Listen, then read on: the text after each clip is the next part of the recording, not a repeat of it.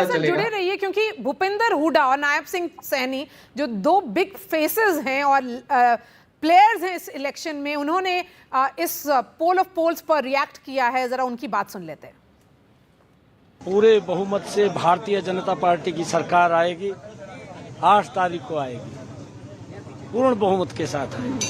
हमें पूरा विश्वास है। हरियाणा के लोगों ने जो पिछले 10 वर्षों में कार्यों को देखा है, हर वर्ग के लिए काम हुए हैं। हरियाणा को क्षेत्रवाद से मुक्ति दिलाई है, हरियाणा को परिवारवाद से मुक्ति दिलाई है, हरियाणा से जो भेदभाव होता था उससे मुक्ति दिलाने का काम हमारी सरकार ने 10 वर्षों में किया है। हमें पूर्ण विश्वास है कि हमने जो हरियाणा को एक नई गति विकास की देने का काम किया है, 8 अक्टूबर को भारतीय जनता पार्टी तीसरी बार बहुत बड़े मैंडेट के साथ आ रही है। एग्जिट पोल तो अब आए हैं, सुबह भी मैंने बता दिया था आपको, और मैं पिछले कितने दिन से कह रहा हूँ, जब से ये हमने कैंपेन शुरू किया है, कि कांग्रेस के पक्ष में लहर चल रही है। कांग्रेस हरियाणा में अब की बार हरियाणा में कांग्रेस की सरकार, नहीं सीटें के मैं नहीं कहता, लेकिन भारी बहुमत से कांग्रेस बन जा रही है। 60 से भी ऊपर हो सकती है, और जितनी भी होती, मैं कह दूं 60 सीट आ जाए, 70, आपको ये असेसमेंट नहीं होती। असेसमेंट ये है, भारी बहुमत से कांग्रेस पार्टी सरकार बना जा रही है। आपको लगता है एग्जिट पोल ठीक होंगे? एग्जिट पोल ठीक होंगे कि सब में 50, 55 इस तरह की सीटें? एग्जिट पोल का तो अपना हिसाब होता है, लेकिन मेरा एग्जिट पोल से मतलब नहीं, मैं तो सुबह से कह रहा हूँ।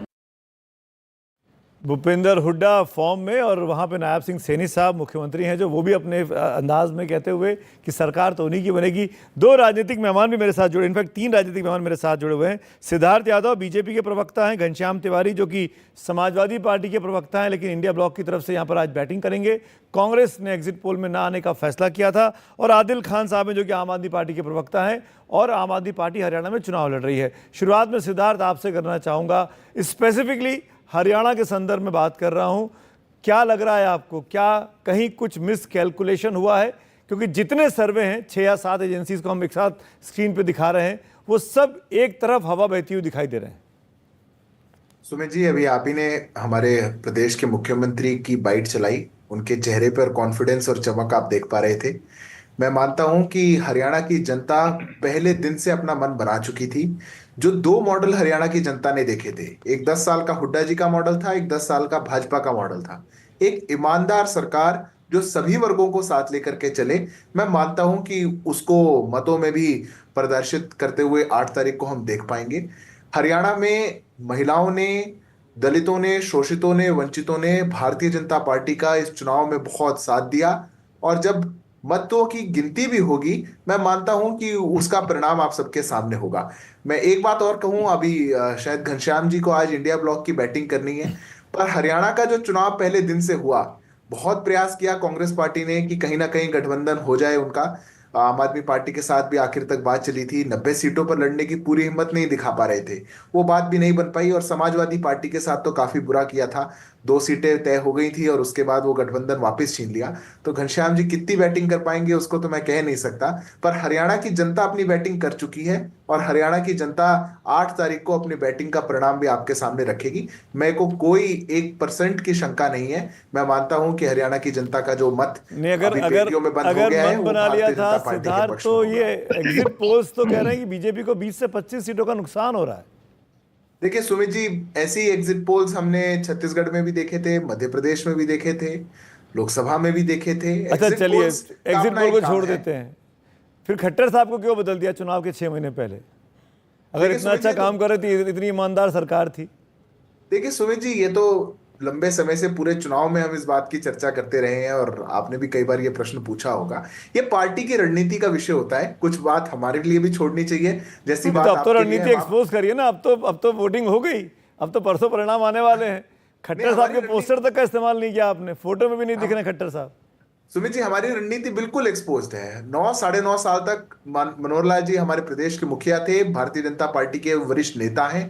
उनने भारतीय जनता पार्टी की सरकार की अगुवाई करी। लोकसभा में हमने उनको और प्रमोट करते हुए पार्टी ने फैसला लिया, और केंद्र में आए, केंद्रीय मंत्री बने। थोड़ा बैड न्यूज ला रहे हैं सिद्धार्थ। यहाँ पर इंडिया टुडे सी वोटर ने हरियाणा में कांग्रेस को 50 से 58 सीट्स का रेंज दिया है, तो उनका भी कहना है कि कन्विंसिंगली हरियाणा कांग्रेस की तरफ जा रहा है। तो अब ये जो टोटल नंबर्स ये हैं सिद्धार्थ, कि 7 पोलस्टर्स जिन्होंने अपना नंबर्स डिक्लेयर किया है, सबका कहना है कि जो रेंज होगा वो 50 से ऊपर कांग्रेस का परफॉर्मेंस रहेगा।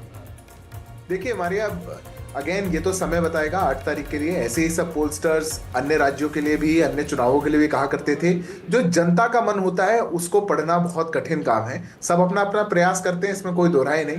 पर मैं मानता हूं कि बहुत अच्छा चुनाव लड़ा गया है। हमने भी 10 साल के अपने सुशासन का जनता के बीच में जितने वादे हमने किए थे उसको हमने कैसे पूरा किया वो हमने जनता के बीच में दिखाया। 10 साल का हमारा शासन था, कुछ प्रश्न हमसे भी थे, हमने उनका बखूबी जवाब दिया है। और जनता हरियाणा की बड़ी समझदार है, उन्होंने देखा है हुड्डा जी का शासन, उन्होंने देखा है हमारी सरकार। हरियाणा वालों को ज्यादा भ्रष्टाचारी नहीं, पसंद नहीं। हुड्डा साहब की ईमानदार सरकार 10 के साल कामकाज में के आई बारे में तो घनश्याम तिवारी बताएंगे। घनश्याम भाई, वो क्या मुझे आप बता कांग्रेस को पाएंगे, डिफेंड वही करना बता चाहेंगे आज हुड्डा साहब की सरकार के बारे में, या मैं आपसे केवल समाजवादी पार्टी के बारे में बात करूं? नमस्कार आपको, दर्शकों को और तमाम को पैनलिस्ट को।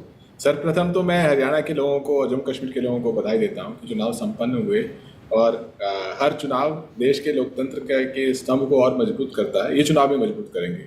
दूसरा कि अगर आप जो सिलसिला भारतीय जनता पार्टी के करारी हार का, प्रधानमंत्री मोदी जी के ब्रांड के समाप्त होने का, भारतीय जनता पार्टी के हिंदू मुस्लिम की नफरती राजनीति के समाप्त होने का और पूंजीपतियों के पिछलगू बनने की भारतीय जनता पार्टी के प्रयास के समाप्त होने का जो सिलसिला शुरू हुआ है राष्ट्रीय चुनाव से, वो सिलसिला अभी जारी है। आप लोगों ने जमीन पर देखा, माहौल में जारी है, आप उसे नेतृत्व में देख रहे हैं। कोई भी नहीं कह रहा, यहाँ पर भारतीय जनता पार्टी के प्रवक्ता भी नहीं कह रहे कि जो नायब सिंह सैनी जी जो जीत का दावा कर रहे हैं वो मोदी जी की जीत है। कोई नहीं कह रहा कि ये मोदी जी की किसी भी तरीके से जीत है। और ये न कहना ही बता रहा है कि भारतीय जनता पार्टी कितनी इस समय हताश और निराश है। जिस ब्रांड मोदी की बुनियाद पे 10 साल से देश में सरकार चलाई और अनेक राज्यों में चुनाव जीते, आज उस ब्रांड को इनके अपने नेता, अपने प्रवक्ता, अपने मुख्यमंत्री भी इस्तेमाल नहीं करना चाह रहे हैं। तो आप ये कैसे कह रहे हैं घनश्याम? अभी तो कहा सिद्धार्थ ने कि हमारे 10 साल का सुशासन था, हमारी सरकार आ रही है। नायब सिंह सैनी साहब कॉन्फिडेंट दिखाई दे रहे थे, उनकी बॉडी लैंग्वेज, ये सब बातें आपने सुनी नहीं लगता है? आप सिद्धार्थ ने लंबे समय तक बोला, उससे पहले नायब सिंह सैनी जी ने बोला, किसी ने मोदी जी का जिक्र नहीं किया। जो भारतीय जनता पार्टी में कैंडिडेट एक रबर स्टैंप की तरह खड़े होते थे, चाहे वो मुख्यमंत्री हो या मंत्री हो या विधायक हो या सांसद के उम्मीदवार हो, और मोदी जी हाथ हिलाते थे, वो अपना एक कमल का चिन्ह उठाते थे। अब अपनी बातचीत में ब्रांड मोदी का कोई जिक्र नहीं है।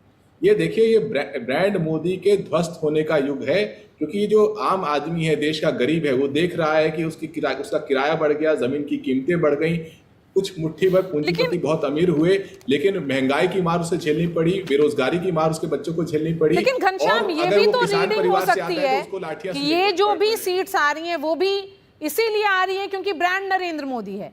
जो ग्राउंड पर फैक्टर्स हैं, वो लोकल फैक्टर्स वर्क नहीं किए। जो वोटर्स ने जाकर के वोट दिया वो मोदी के नाम पर दिया। वो हो सकता है, मैं कह रहा हूं कि जो ध्वस्त होता हुआ ब्रांड नरेंद्र मोदी है, ऐसा नहीं है कि धराशायी हो गया है, बट आप ये देख रहे हैं कि एक ध्वस्त होने का सिलसिला है। और जब वो ध्वस्त होता है तो हर चीज में, मन की बात आजकल कोई नहीं सुनता, मोदी जी के भाषण कोई नहीं सुनता, कोई फोन का इंतजार नहीं कर रहा कि वो कहीं का युद्ध रुकवा देंगे, कोई उम्मीद नहीं रखता कि वो बेरोजगारी से या महंगाई से मुक्ति दिला देंगे या जातीय जनगणना पर कुछ रुख ले लेंगे या संसद में अपना नेतृत्व दिखाई देंगे। यही सवाल मैं नीरजा से धराशायी नहीं हुआ है, नीरजा, क्या ये कंक्लूजन करना जल्दी हो जाएगा अगर ये कहना कि वो एक ब्रांड डाइल्यूट हो रहा है और वो अब फैक्टर नहीं है? ये दो तरह की बातें हैं। देखिए, इस बार स्टेट इलेक्शंस में जो लोग कह रहे हैं वो लोकल इश्यूज पे ज़्यादा जा रहे हैं। और जैसा मैंने कहा, ये दलित बस्ती में मैं बैठी थी तो उन्होंने कहा लोकसभा इलेक्शन में हमने दिया, हम नरेंद्र मोदी को दिया और सेंटर में हम चाहते हैं उनको, लेकिन इस बार हम कांग्रेस को देने जा रहे हैं। तो अलग अलग इश्यूज पे लोगों की अपनी धारणा हुई है। तो जो जाट प्लस दलित प्लस ओबीसी, जो कि ओबीसी दलित लोकसभा में भी शिफ्ट किया है बीजेपी के अगेंस्ट, बट वो इस बार भी शिफ्ट कर रहा है, वो ये दिख रहा है। तो सिर्फ जाट वर्सेस नॉन जाट नहीं है हरियाणा में, ये Dalit important factor, incumbency versus anti incumbency, जिसमें और लोग भी जुड़े हैं।